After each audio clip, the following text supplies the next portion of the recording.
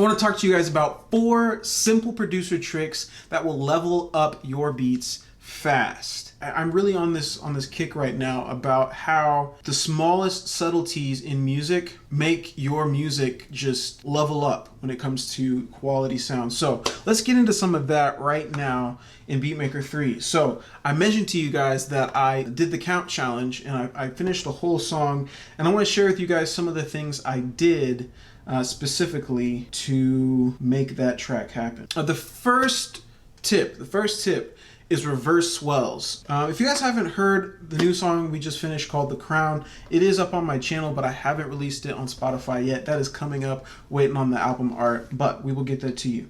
But that's what this song is. So there's a section right here where I add in this swell leading up into this pre-chorus, and here's what it sounds like. Walk a tightrope till we lose composure. Solid ground below us, one direction to get over. Get lower. Hold up while I break right there. Down. I don't know if you caught that. There's a reverse swell happening right here. Let me solo just that and the track.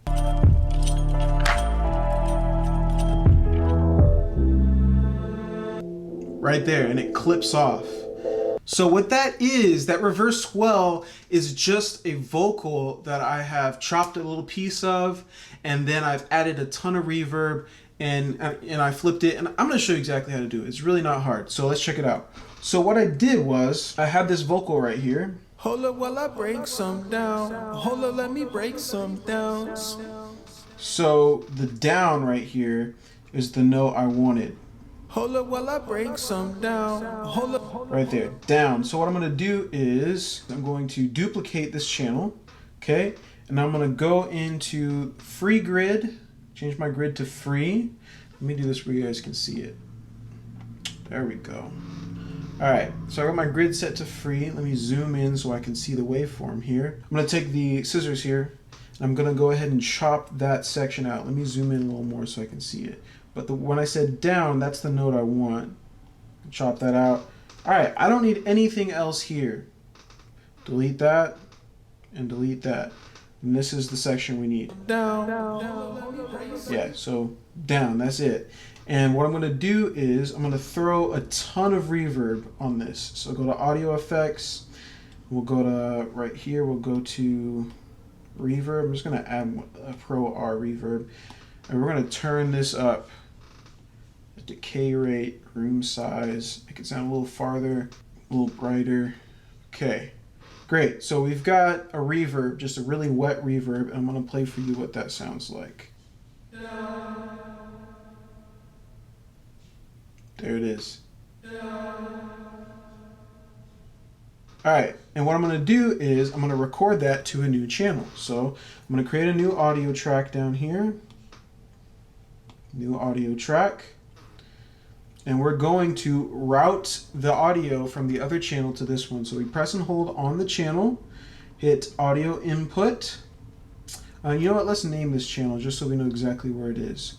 We're gonna call this one Swell. All right, so we'll go back down here to the channel we just made, press and hold, audio input, internal, and we're gonna hit this one called Swell that we did right up here. All right, now this channel up here is now feeding down into this channel. So we're gonna record arm it, and then we will go ahead and record it. Just press the record button.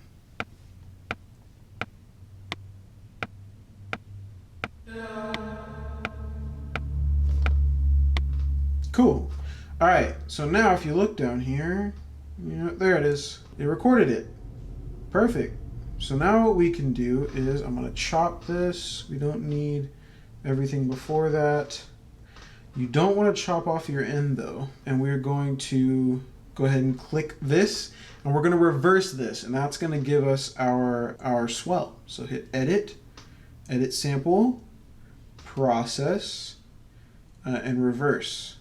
So now if we go back, we solo this right here. Here's what we got. Perfect. And what you're going to want to do is probably cut that a little shorter so you don't get that weird sound at the end. Boom. And you can have that go right into your next vocal. So this works really good with vocals. You can do it with other things as well. But that right there is how you do it. Reverse swell. Next up is dead silence. Dead silence is super, super powerful. We underestimate the power of just complete silence in a track. It really does change things. And I'm going to show you a couple spots where I did that. So if you look over here, you'll notice a nice big gap right here in the track. And this is in the middle of my brother's verse. And you'll hear the track drops out and it's completely silent, except for his vocal. But I couldn't pay back, so I pick my crown up and throw it back. Worthy is the one who's on the throne. yeah, that right there, like that changes the whole vibe. Let's hear what that sounds like without adding a break. It's not at all going to be the same. Paid, that's the debt I couldn't pay back, so I pick my crown up and throw it back. Worthy is the one who's on the throne. Yeah, that's so much more boring. Nothing really changed. It wasn't a big change. If you go back, that silence in there. Paid, that's the debt I couldn't pay back, so I pick my crown up and throw it back. Worthy is the one who's on the throne. Completely changes the vibe. I did some of that in the track by itself. If you listen here, at the end of this pre-chorus, there's a silent drop right in here. Right before the drop is a great place to use silence. Here's what I did right here. We can't bear the weight of the crown, but there's a place to lay those down. The saddest feet. Yeah, so absolutely just gets completely silent right here. I'm going to show you how I did that in the track. Matter of fact, we're going to do that right now. So I'm going to take you back to just the track and I can show you what I did to make that happen. If you're getting value out of this, please go ahead and hit that like button. Like I said, it does a lot for the channel. It does a lot for you by fine-tuning your suggested feed with dope videos, some of which might be my own and some of which might be other people that make similar content. So please do hit that like button. Let's go back. So that silence is right in here, I believe.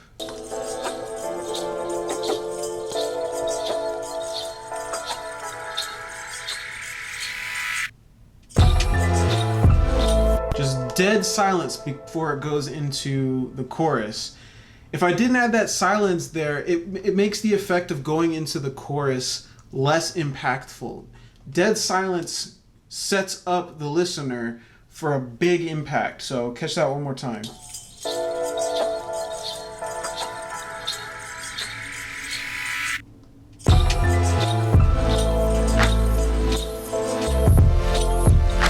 Yeah. So I had to do a lot of automation to pull that off. So obviously I'm just cutting off, if you look here, I'm cutting off these audio clips before they reach all the way to the next part. So you notice everything kind of cuts off right in here. And then for things like this that sometimes you get a tail, like a wet reverb that comes off, and when you just cutting off the note doesn't stop sound from happening. Sometimes you got to do a little extra to make a dead silence happen. So in the case of this swell, if I didn't do a dead silence, an automation, it wouldn't have worked right. You would have still had a little bit of sound there. So let me show you what I did. I'll click Track Automations, and I used the gain knob on a saturator. So right here, I'll go ahead and hit my audio effects. I just added a saturator, not because I wanted to saturate it, because I wanted to use this gain knob without having to use any of the faders in my mixer tab. So that's another hack right there. Use a saturator to get yourself a gain knob. And then I automated the volume on this. So it goes up, up, up, up, up. And you notice right here, it cuts out. Now, I only need to cut out for this section right here. So why did I not just bring it back right here? Well, because this instrument has a bit of a tail on it because it's got some reverb. And I know exactly how long that tail is going to last because I've listened to it. And I'm like, well, if I just go ahead and bring it back in right here, you're going to hear all that sound just come right back in when the beat drops, and that's not what we want. So I drag it out till about here, and that ensures that the tail has ended at that point.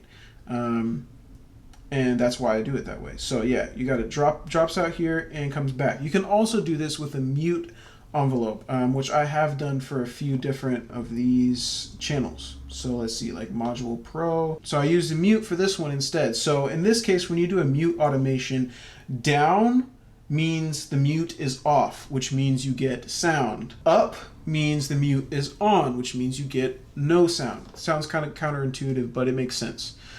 So I have it muting. Again, I have a tail on this because I have some reverb. I have it muted even going into the next pattern, and then I put it back on a little bit later, and that's how I did that. So use automation to get your dead silences, because you're not going to get dead silence with instruments that still have a little bit of a tail on them afterwards. So automation is going to help with that. And I do plan to do a full video on how to automate in Beatmaker 3. It is a little complicated and sometimes can be cumbersome, but it is super valuable. It's really valuable knowledge to know how to automate in any program you're in when it comes to making music. So we've covered reverse swells, and we've covered dead silence. Now the third one is, I call it sidechained synth swells. Say that 10 times fast. I did that in this song as well, and this is, you know, this is one of my go-tos to make a boring synth sound interesting. And it also adds a lot of drama to, you know, whatever you're trying to put it over. So I used that specifically for this synth in Module Pro. Yeah, so I've got it sidechained. I've got two different sidechains, but this is the one we're going to talk about really quick. Have it sidechained to a kick, but that kick is muted. So here, anyway, here, let me just solo this and I'll play for you what this sounds like. It's kind of a pumping synth.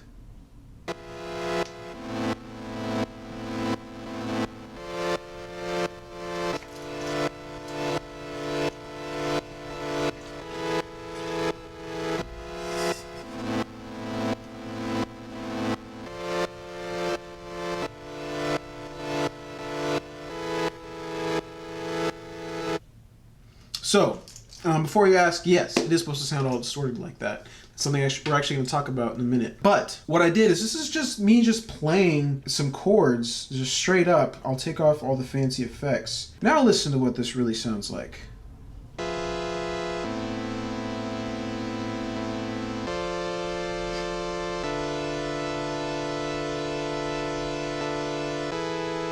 Yeah, so the chords, I do like the chords, but this is a very boring synth. It's very basic, like a sawtooth, you know, type of wave synth.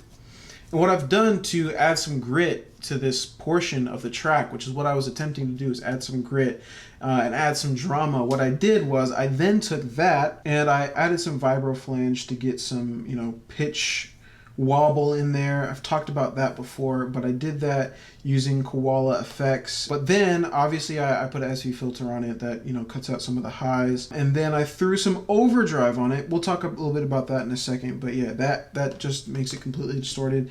And then auto pan, which makes it go between, you know, the two ears, and you'll notice that that's happening. And then what I did was sidechain. So let's talk a little bit about this. Is kind of my own jerry-rigged method of how to do a pumping sidechain in Beatmaker 3. So what I've done is I have right here in bank F1, I have a kick that literally kicks on every first beat. So it's just going boom, boom, boom, boom, boom, boom, boom, boom. But what I've done is I've muted that. So let's go ahead and check out this bank in the mixer tab. And if you see here, well, it's not muted at the bottom, but look inside, I dragged the volume all the way down. So if you look here, you notice bank F1, the volume is dropped all the way down. But if you tap into the bank, the kick is still all the way up.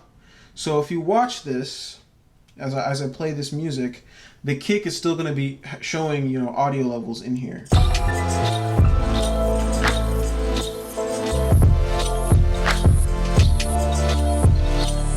So you see it's pulsing on every beat, you just can't hear it. So that's because I've turned the whole bank down. But that signal is still being sent to this channel, which is Module Pro, because I've done a sidechain compressor. So I went in and I added a dynamics processor. It's just one of the built-in plugins here. You can add one by clicking that and hitting dynamics processor. And then I have it set to compressor, and I've gone into sidechain input, and I've selected in bank F1, I selected my pad, and that's the kick, and that's what I have it mapped to.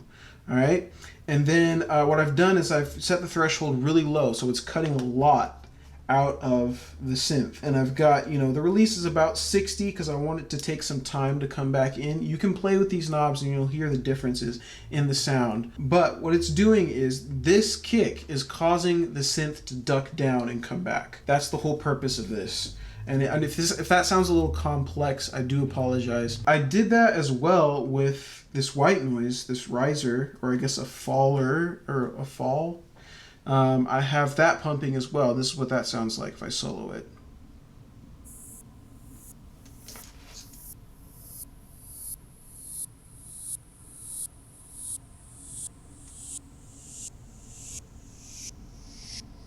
In context, this is what it sounds like.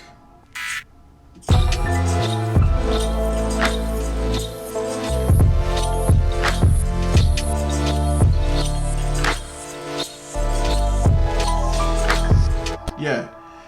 So I'm just using I'm just using a pumping sidechain with a kick that's muted to, you know, cause these effects to ramp up and go back down. If you need more help on how to sidechain, I know that can be confusing. I've done a couple videos on it, but check out my video called How to Sidechain in Beatmaker 3, and that will definitely help you get the basics down. I definitely actually cover this method in that video. So, all right. So we talked about sidechain synth swells. Next, the final, number 4, the fourth tip is distortion and overdrive. And it's pretty underrated if you ask me. It's a pretty killer effect, and it adds a lot of drama to whatever it is you're trying to put it on. So I used it on that synth that I played for you, this Module Pro right here. It's distorted and it's definitely adding some grit to this section. So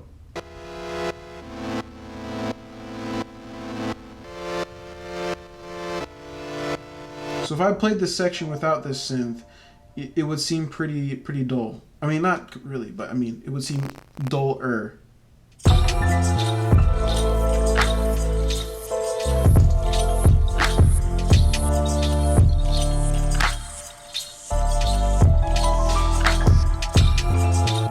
Just a little empty. It needs something in there to make it hype. And that's what the distortion I added on this did for me. And so if you go in here, I just use the stock overdrive in Beatmaker 3. I know there's other plugins out there. There's guitar pedal apps and all that stuff. But I just use a standard overdrive. I cranked the amount to 92%, and I turned the dampen down to 10%, and then I had to, you know, lower the gain a little bit because it gets pretty intense. But I did that. I did that on some vocals too, and I will actually share that with you guys. So I used distortion on this vocal. I have one vocal right here, this little clip. The words are, "It's at his feet." And I have some distortion on there right after the drop to fill this space leading into the chorus. So here's what that is. Weight of the crown, there's a place to lay those down. It's at his feet. Yeah, so that is just a vocal of me saying, "It's at his feet." It's at his feet. Yeah, and with a lot of reverb on it from the auxiliary channels. But that added some warmth to it, but also some, like, we're getting ready to have something intense here. Like, this is the preparation for it. And that's an effect, that's a common place to use. A good place to use distortion on a vocal is when you have dead silence and you're leading into something that's going to be big. And that's what I did. And I'll show you another instance where that was used in the track. But right here, silence. It's at his feet. Yeah, silence and then distortion, and then boom, we're into the chorus. That's a good place to use it. I also mentioned that we used some distortion. My brother Noble, he processed his own vocals for the most part here, and he added some distortion to one of his vocals right here, and it actually sounds really good. It's another place where there's silence, and it's filled with some distortion. So here we go. So I pick my crown up and throw it back. Worthy is the one who's on the throne. I cannot bear it on my own. So he could have just had that be the same as the other vocals where, you know, it's just regular singing, no like distortion on it, but the fact that he threw that distortion on there added a lot, in my opinion. So distortion and overdrive, you can use this on instruments. I showed you how to use it on instruments earlier. You can use it on vocals. Obviously you can use it on stuff like guitars and stuff. That's pretty common. But yeah, all right, quick recap. The 4 tips, 4 simple producer tricks that will level up your beats fast. Reverse swells, using dead silence, sidechaining synth swells, and distortion or overdrive. Those are just 4 tidbits. You know, I've got more in the bank, but I'm saving those. They're coming. My question for you is, which one was most helpful to you? Which one will you implement into your music? And yeah, let me know down in the comment section. I'd love to chat with you guys down there. All right. Thank you guys so much for tuning in. I'm so grateful to those of you that made it. Until next time, creatives, go make something dope, and I'll see you in the next video.